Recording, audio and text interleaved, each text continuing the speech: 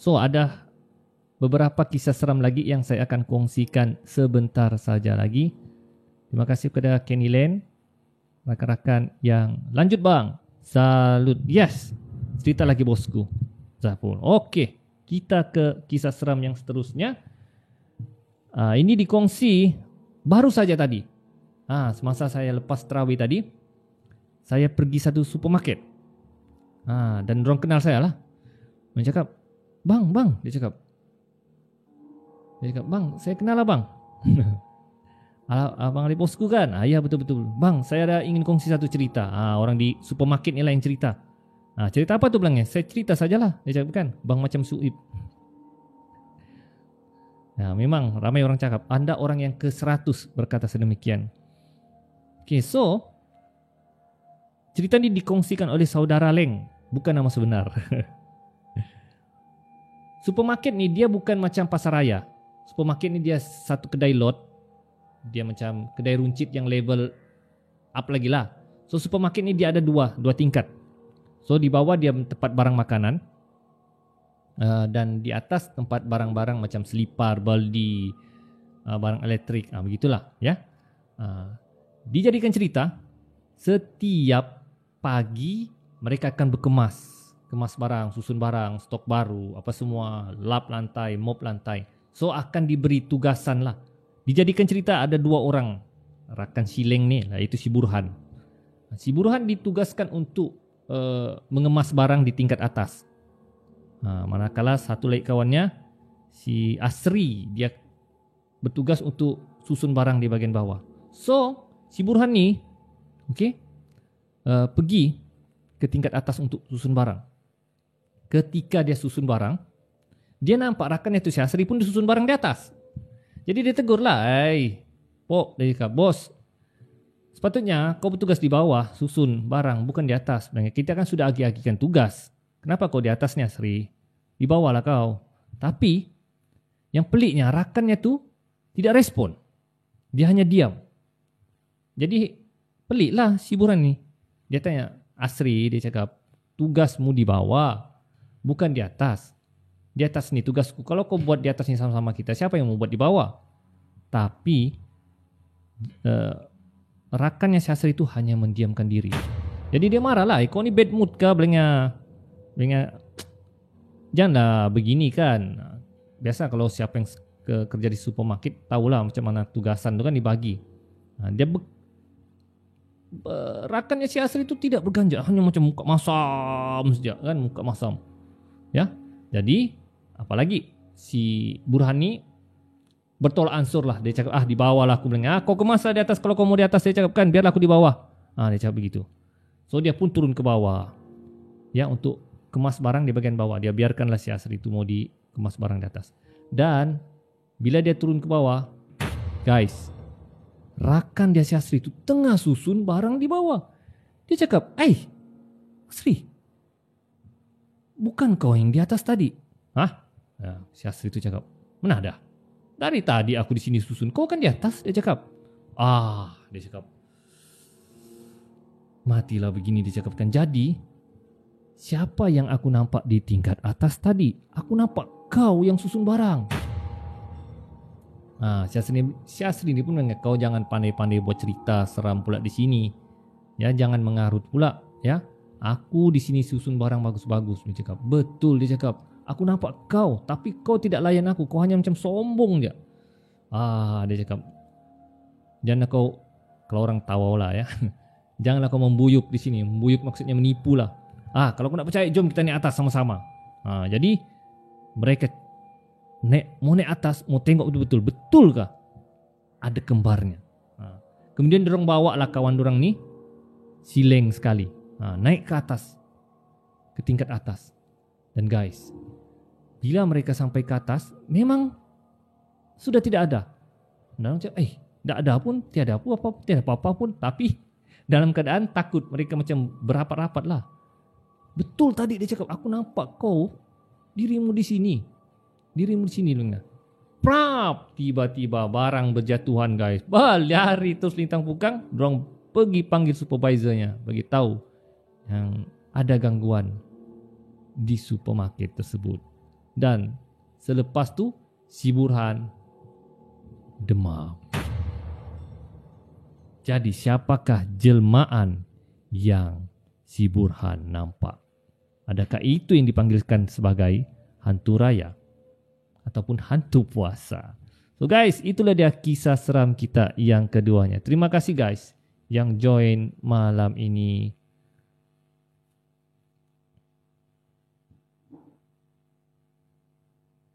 Si Ivy kali.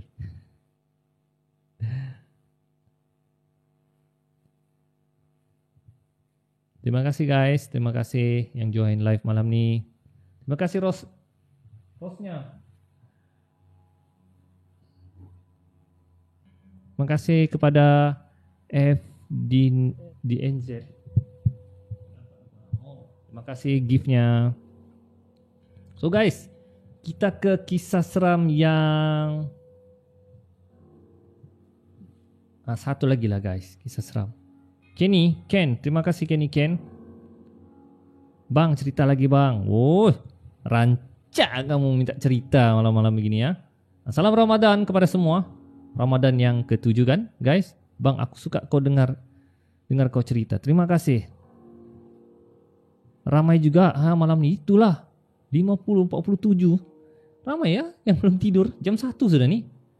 Saya pun takut tidak terbangun sahur nih. Dan ini satu cerita. Kisah ni sangat famous. Saya rasa mungkin anda pun pernah dengar cerita ni. Ya. Yaitu bilik sewa RM50. RM50. No comment, RM50 saja. Bilik sewa RM50. Ya mungkin siapa yang pernah dengar. Best bang dengar. Minum sama kopi. Santai, kita santai malam ni. Jadi guys, sepanjang saya cerita saya tidak akan mentionkan komen anda ya. Saya akan fokus kepada cerita. Dan kalau ada yang bagi gift tu, mini love, terima kasih guys. Okay, so saya akan teruskan kisah seram kita yang seterusnya, yaitu bilik sewa RM50. No comment, RM50. Terima kasih giftnya. Bilik sewa RM50, betul. Saya kongsikan semula lah. Mungkin ada yang lupa ceritanya. Okey. Kisahnya terjadi kepada 2 orang pelajar universiti perempuan. Biasanya kalau kau masuk universiti, kalau kau pelajar baru SEM 1, kau akan tinggal di asrama kan? Di asrama universiti. So next semester kau kena menyewa di luar. Jadi ada 2 orang perempuan ni. Mereka cuba cari rumah sewa yang berdekatan dengan universiti mereka. Dan akhirnya mereka jumpa satu rumah sewa yang betul-betul berdekatan dengan universiti mereka. So RM50 saja satu bilik. Itu satu, kata orang, murah. Sekarang guys, bilik lagi-lagi kau pelajar universiti 300, 400, 500, 600, 700 itu sudah standard. Dan ada bilik sewa pun bukan bilik. Dia hanya kain, dia hanya letak penghadang saja pun jadi bilik. Memang teruklah sekarang rumah sewa, bilik sewa yang saya dengar lah. Ada beberapa rakan saya ceritakan. Jadi kau dapat bilik RM50, kira bersyukur sudahlah. So mereka pun 2 orang perempuan ni pergilah ke rumah sewa tu, ya, ke rumah sewa tu untuk angkat barang dorang lah. Jadi mereka agak ralat juga lah untuk cari rumah sewa tu dan cuba bertanyakan dengan orang-orang sekeliling. Okey. 800 satu bilik sewa. Oh, gila mahal.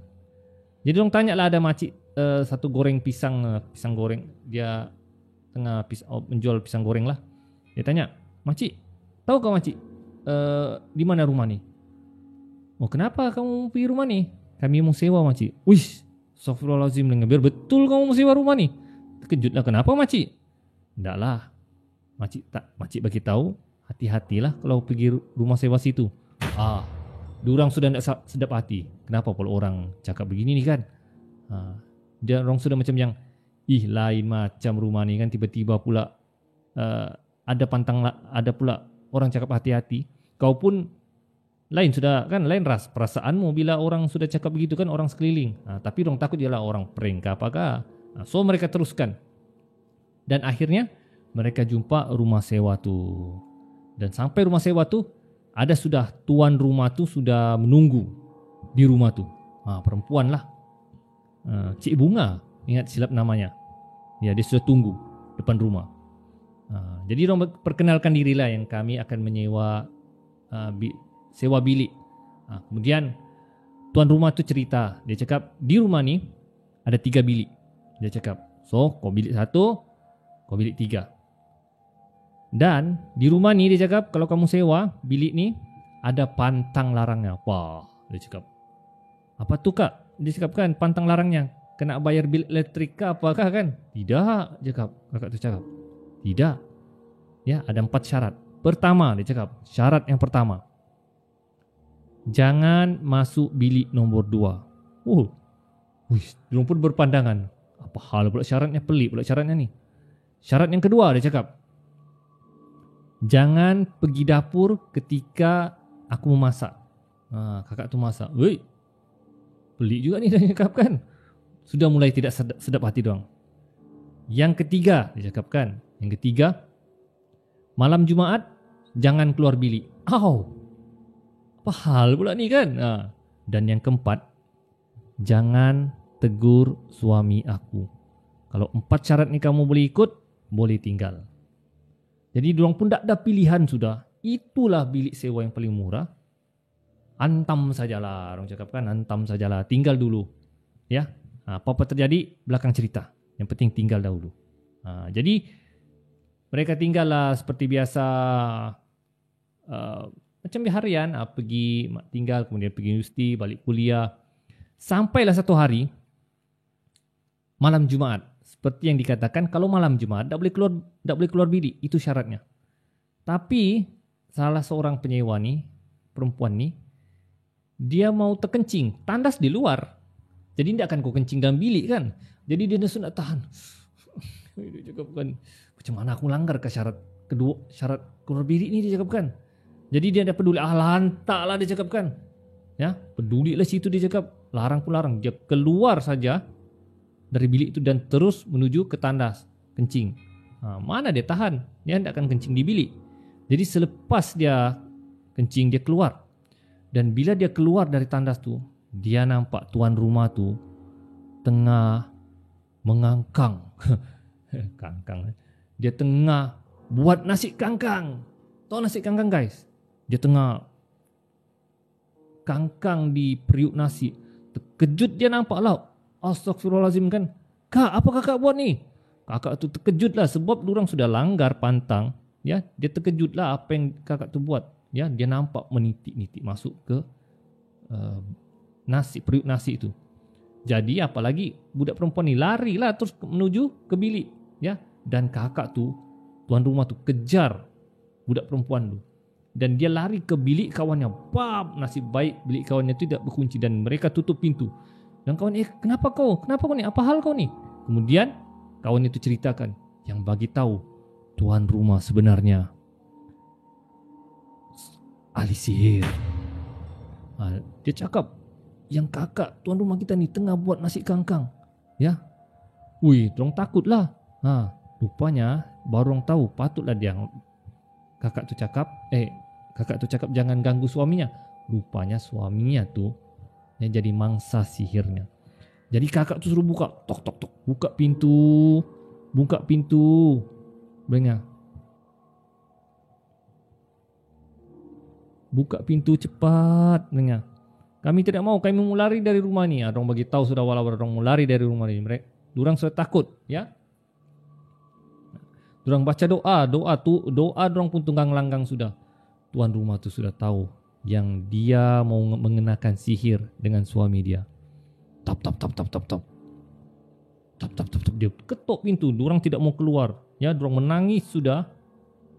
Ketakutan dalam bilik tu. Dorang baca doa, dorang istighfar banyak-banyak. Benda tu hanya ketawa di luar bilik. Sampai keesokan paginya. Buka pintu, tengok tuan rumah tu tengah makan dengan suami dia. Mereka dengan tidak mandinya kemas beg, terus keluar dari rumah sewa tu. Dan bila buka beg tu, kakak tu hanya senyum. Jemput makan seolah-olah macam tidak ada apa-apa kejadian. Durang tak peduli sudah. Terus keluar dari rumah tu, masuk kereta, boom, belah dari rumah sewa tu. Tapi ada satu lagi kejadian pelik semasa orang keluar dari rumah tu. Bila orang jalan, mereka tidak jumpa jalan keluar, guys. Mereka jalan, jumpa balik rumah sewa tu. Jalan, jumpa rumah sewa tu. Wah, orang cakap, nangis sudah orang. Macam mana mau lari? Ya, durang lari, tapi ke rumah sewa tu sejak. Ya, nah sampai kakak tu hanya di luar rumah tu, hanya senyum menunggu durang. Jadi dua budak ini ni, orang cakap kita cari surau atau masjid yang berdekatan. Jadi durang nampak satu masjid, durang singgah dan berehat, mandi dulu. Mandi di masjid tu. Jadi terjumpalah ada seorang pakcik di situ. Nak, kamu ni dari mana? Kemudian dia ceritakanlah yang mereka menyewa di rumah ni, rumah Cik Bunga tu. Astagfirullahalazim, pakcik tu cerita. Kenapa kamu menyewa di rumah tu? Dia cakap kan, semua orang tahu di sini Cik Bunga tu sebenarnya bomo, ahli sihir. Diceritakan sebenarnya suami Cik Bunga tu curang. Dia ada skandal dengan perempuan lain. Jadi Cik Bunga ni sangat cemburu dan marahlah akibat dicurangi. Jadi dia sanggup mengamalkan ilmu sihir untuk menundukkan suami dia. Jadi sebab itulah apa yang kamu nampak tu memang betul. Dan lepas ni cakap, keluar dari tempat ni. Jangan pergi sewa di rumah itu lagi. Oh guys, itulah dia kisah seram kita pada hari ini. Terima kasih guys. 72 mata yang memandang. Bolehkah cerita Kartik Selor? Pasar Radio Era. Ada cerita di Kartik Selor tu. Saya sudah ada cerita di YouTube tu. Yang ada orang jumpa kedai sate, kan? Dan bila dia pulang rumah dan balik semula, kedai sate itu tidak wujud, kan? Itu di Selor tu lah, itu yang saya tahu, saya yang dapat tahu. Tapi insyaallah nantilah saya akan ceritakan kepada anda. Sebab saya perlu tamatkan live ni. Sebab esok saya kena bangun sahur. Sabar sahur awal. Jam 5 sudah subuh guys. Jam 5 sudah subuh. So saya perlu tidur awal. Takut nanti tidak terbangun. Bolehkah saya kongsi cerita seram saya? Boleh Ami. Kamu hantar email kepada cikgualif84@gmail.com. Okay bang, sip ya. Terima kasih. Okay guys, jadi terima kasih semua. Jadi terima kasih. Saya akan akhiri live saya. Terima kasih kepada penyumbang-penyumbang gift. Terima kasih. Bang, terjadi batang hidung sendiri. Sabar di mana? Tawau guys, tawau. Sahur. Ya guys, oke guys. Jadi saya akan akhiri live saya. Terima kasih kepada penonton malam ini. Terima kasih saya ucapkan. So insyaAllah ada rezeki saya akan kongsikan lagi live seram saya